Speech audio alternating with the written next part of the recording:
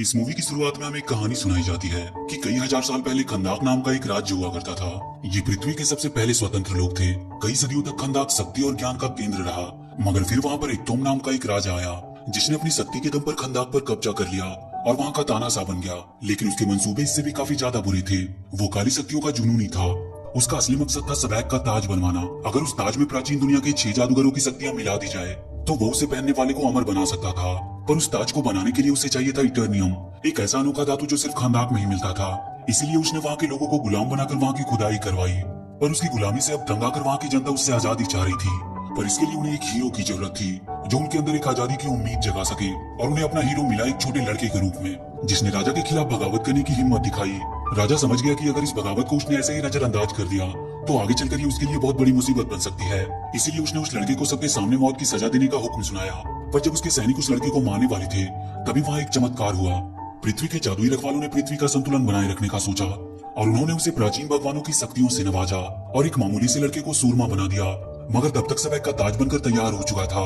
और जब सूरमा राजा को चुनौती देने पहुंचा तो राजा एकतोम ने उस ताज की शैतानी शक्तियों का इस्तेमाल किया और उन दोनों की जंग में वो राजमहल पूरी तरह से बर्बाद हो गया।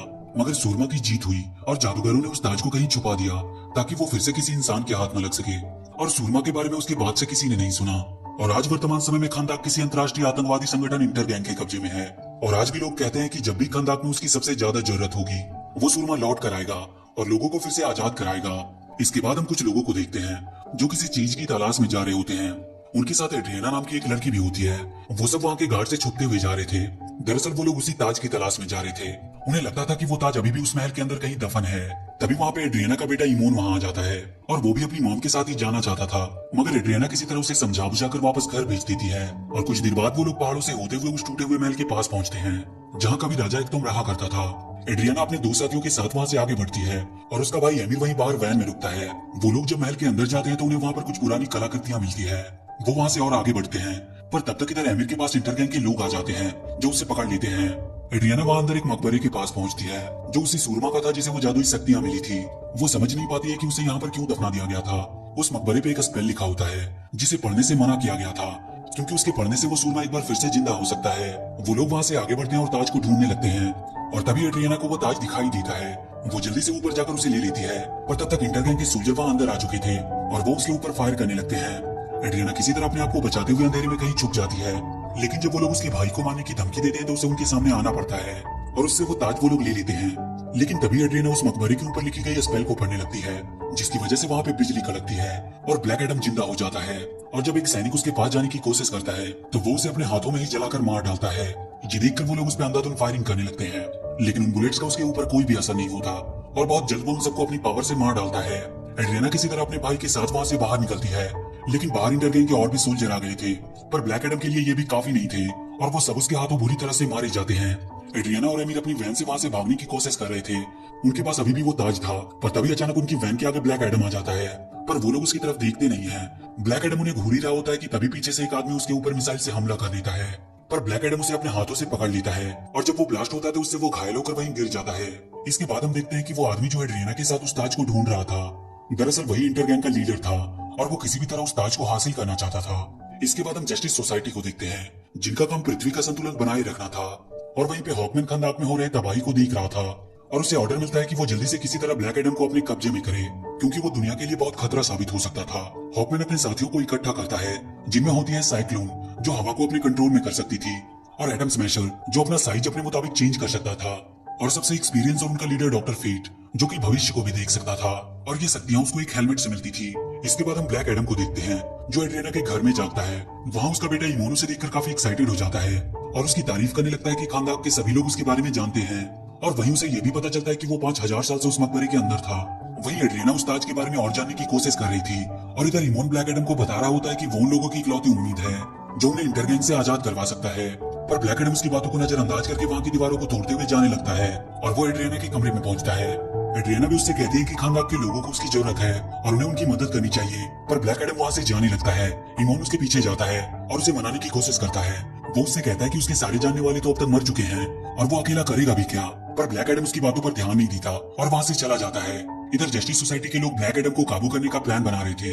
डॉक्टर फेट उनसे कहता है कि अगर किसी तरह उसके मुंह से वो सजाएं बुलवा दे तो वो अपनी शक्तियां खो देगा और फिर वो उसे अपने कब्जे में कर सकते हैं। वहाँ इमोन और उसकी मॉम को वहाँ के गार्ड्स पकड़ने वाले थे क्योंकि वो कब से एड्रियाना का पीछा कर रहे थे, पर तभी उन्हें बचाने के लिए वहाँ पर ब्लैक एडम आता है और उन्हें मारने लगता है और कुछ ही देर में वो उन सारे सोल्जर्स को मार डालता है। मगर अब वहाँ पे जस्टिस सोसाइटी के लोग पहुंच चुके थे। सबसे पहले डॉक्टर फेट और हॉकमैन उससे लड़ने जाते हैं और वो अपनी पावर का इस्तेमाल करके उसे कंट्रोल करने की कोशिश करते हैं, लेकिन उनकी पावर ब्लैक एडम के सामने कमजोर पड़ रही थी। साइक्लोन भी उसके ऊपर हमला करती है पर उसका भी उस पर कोई असर नहीं होता और फिर एटम स्मैशर अपने एक पंच से उसे दबा देता है, लेकिन बहुत जल्द ब्लैक एडम वहाँ से बाहर आ जाता है और अपने एक पंच से उसे वहीं गिरा देता है। वहाँ के सारे लोग ब्लैक एडम को अपना हीरो मानकर उसकी जय जयकार करने लगते हैं और इसके बाद ब्लैक एडम वहाँ से चला जाता है। तब एड्रियाना डॉक्टर फेट के पास आती है और उससे कहती है कि वो उसे पकड़ना क्यों चाहते हैं जबकि वो खानदान का हीरो है और वही उनको गुलामी से आजाद करा सकता है। पर हॉकमैन उससे कहता है कि जिसे वो हीरो मान रहा है दरअसल में वो पृथ्वी के लिए खतरा है और वो उसे ये भी बताता है कि वो कभी भी खानदान के लोगों के लिए राजा से लड़ने नहीं गया था, वो तो बस अपना बदला लेने उससे गया था, जबकि वो राजा उस समय तक वो ताज का इस्तेमाल भी नहीं कर पाया था। फिर भी इसके गुस्से के कारण सब कुछ तबाह हो गया और इसीलिए उन जादूगरों ने सजा के तौर पे उसे उस मकबरे में कैद कर दिया था। ये सब सुनकर एड्रियाना उनकी ब्लैक एडम से बात करवाने के लिए तैयार हो जाती है और उन्हें लेकर उसके पास पहुंचती है और वो ब्लैक एडम से कहती है कि भले ही वो पहले एक हीरो नहीं था, लेकिन इसका मतलब ये नहीं कि वो कभी भी हीरो नहीं बन सकता। वो आज भी खानदान के लोगों की मदद करके उनका हीरो बन सकता है। इधर इमोन ताज को लेकर अपने घर आता है ताकि वो सुरक्षित रह सके, लेकिन घर में वो देखता है कि वहाँ पर इंटरगैंग का लीडर है और वो उसे गन पॉइंट पर लेकर उससे वो ताज मांगता है, लेकिन एमिर उसे पकड़कर इमोन को वहाँ से भगा देता है। पर इसमें वो एमिर को गोली मार देता है और अपने आदमियों को इमोन का पीछा करने को कहता है। वही घर पे छुपकर इमोन अपनी मॉम को कॉल करता है और उसे बताता है कि इंटरगैंग के लोग उसके पीछे पड़े हैं। एड्रियाना ब्लैक एडम से कहती है कि उसका बेटा उसे एक हीरो मानता है और आज उसे उसकी जरूरत है।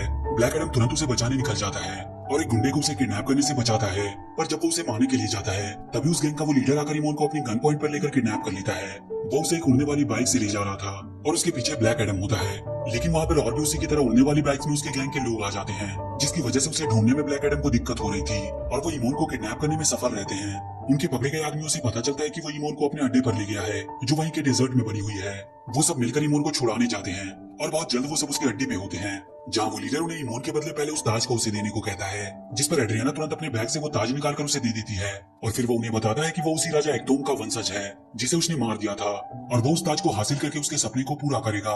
वो ब्लैक एडम को भी याद दिलाता है कि कैसे वो उनका गुलाम हुआ करता था और कैसे उसकी बीवी और बेटे को मारा गया था। ये सब सुनकर ब्लैक एडम पूरे गुस्से में आ जाता है और वो लीडर ताज को हासिल करते ही इमोन पर गोली चला देता है, लेकिन ब्लैक एडम अपनी सुपर स्पीड से आकर उसे बचा लेता है, पर उसके गुस्से से उसकी पावर आउट ऑफ कंट्रोल हो जाती है और वहाँ एक बहुत बड़ा धमाका होता है। जस्टिस सोसाइटी के लोग किसी तरह अपने सभी लोगों को बचा लेते हैं। इंटरगैंग का वो लीडर मारा जाता है और वो ताज वहीं उसकी लाश के पास मिलती है। इन सबसे ब्लैक एडम काफी दुखी होता है क्योंकि अब वो भी समझ चुका था कि उसकी पावर से सबको कितना खतरा है। तभी उसके पास हॉकमैन आता है और उससे कहता है कि यहाँ पे कोई नहीं है जो उसे रोक सकता है, कोई अगर उसे रोक सकता है तो वो खुद है। तब वहाँ पे वो उसे बताता है कि असली सूरमा वो नहीं बल्कि उसका बेटा था जिसने खानदान के लोगों के दिलों में आजादी की एक उम्मीद जगाई थी, और जब जादूगरों ने उसे पावर्स दी थी तो राजा उसे काबू में करने के लिए उस पे और उसकी बीवी पर हमला किया और उसकी बीवी को मार दिया, लेकिन उसके बेटे ने उसकी जान बचाने के लिए अपनी पावर्स उसे दे दी और उसका बेटा भी उनके हाथों मारा गया और उसने अपने गुस्से में सब कुछ तबाह कर दिया। पर वो अपने पावर से अब और लोगों को तकलीफ देना नहीं चाहता, इसीलिए वो सजैम बोलकर अपनी पावर्स खो देता है और अपने आप को उनके हवाले कर देता है। वो लोग उसे एक अंडर वाटर प्रिजन में कैद कर देते हैं ताकि वो वापस से ब्लैक एडम न बन सके। इसके बाद हम देखते हैं कि डॉक्टर फेट को विजन दिखाई देता है जिसमें वो देखता है कि हॉकमैन किसी से लड़ते हुए मरने वाला है। वो समझ जाता है कि खतरा भी टला नहीं है और वहीं हमें पता चलता है कि उस गैंग लीडर को उस ताज की पावर मिल गई थी और वो अब एक डीमन सबैक के रूप में बदल गया था और वो लगातार उनके शिप की ओर बढ़ रहा होता है और उनके शिप को एक झटके में वो तोड़ देता है। वो उस पर हमला करके उसे रोकने की कोशिश करते हैं, लेकिन उसकी पावर बहुत ज्यादा बढ़ चुकी थी और वो अब किसी से कंट्रोल नहीं हो पा रहा था। डॉक्टर फेट सबको बताता है कि उसे महल के सिंहासन पर बैठने से रोकना होगा क्योंकि उसके बाद उसे मार पाना बहुत मुश्किल होगा, पर वो सबको हराकर महल के अंदर चला जाता है। और जब हॉकमैन और उसके साथी वहाँ अंदर जाने की कोशिश करते हैं तो उनके सामने महल के चारों तरफ एक इनविजिबल दीवार बन जाती है और डॉक्टर फेट अकेले ही अंदर जाने लगते हैं। वो उनसे कहता है कि उसने भविष्य में देखा था कि हॉकमैन उससे लड़ते हुए मरने वाला है, लेकिन वो इस भविष्य को बदल सकता है और वो अकेला ही जाकर सबैक से लड़ने लगता है। वो लड़ते लड़ते अपने अंतर्मन से ब्लैक एडम से कांटेक्ट करता है और सबैक को हराने में उसकी मदद मांगता है। वो उससे कहता है कि वो दुनिया को बचाकर एक हीरो बन सकता है। इससे ब्लैक एडम होश में आकर वहाँ से भाग जाता है और सजैम बोलकर अपनी पावर वापस ले लेता है। इधर सबैक डॉक्टर फेट को मार देता है और उसके मरते ही वहाँ की इनविजिबल दीवार खत्म हो जाती है, जिससे हॉकमैन और उसके साथी महल के अंदर आते हैं और उससे लड़ने लगते हैं, मगर वो उसके काबू में नहीं आता है और वो जाकर उस सिंहासन पर बैठ जाता है। उसके बैठते ही उसमें से तेज रोशनी निकलती है और वहाँ चारों तरफ उसके शैतान सिपाही जिंदा होने लगते हैं जो वहाँ के लोगों पर हमला कर देते हैं, पर वहाँ के लोग उनसे लड़ते हैं और अपने आप को बचाने की कोशिश करते हैं और तभी वहाँ पर ब्लैक एडम आता है जो सड़क पर हमला कर देता है और उसे आसमान में ले जाकर बीच से उसके 2 टुकड़े कर देता है। उसके मरते ही उसके सारे शैतान सिपाही भी गायब हो जाते हैं और खानदान के लोगों को ब्लैक एडम के रूप में अपना हीरो मिल जाता है। एड्रियाना वहाँ के सिंहासन पर बैठकर उसे वहाँ का राजा बनने को कहती है, लेकिन ब्लैक एडम उस सिंहासन को तोड़ देता है और कहता है कि वो यहाँ का राजा नहीं बल्कि यहाँ का रक्षक बनना चाहता है। वहीं हम मूवी के लास्ट में देखते हैं कि जस्टिस सोसाइटी की हेड ब्लैक एडम से कांटेक्ट करती है और उससे कहती है कि वो भले ही उनकी जेल से भाग गया हो, लेकिन अगर उसने खानदान से बाहर कदम भी रखने की कोशिश की तो ये उसके लिए अच्छा नहीं होगा। ब्लैक एडम उससे कहता है कि अभी तक इस दुनिया में ऐसा कोई पैदा नहीं हुआ जो उसे रोक सके। और वहीं हम सुपरमैन को देखते हैं जो उससे कहता है कि उसने इस दुनिया में बहुत तबाही मचाई है और उसे इस बारे में उससे बात करनी है। और इसी के साथ ये मूवी यहीं पर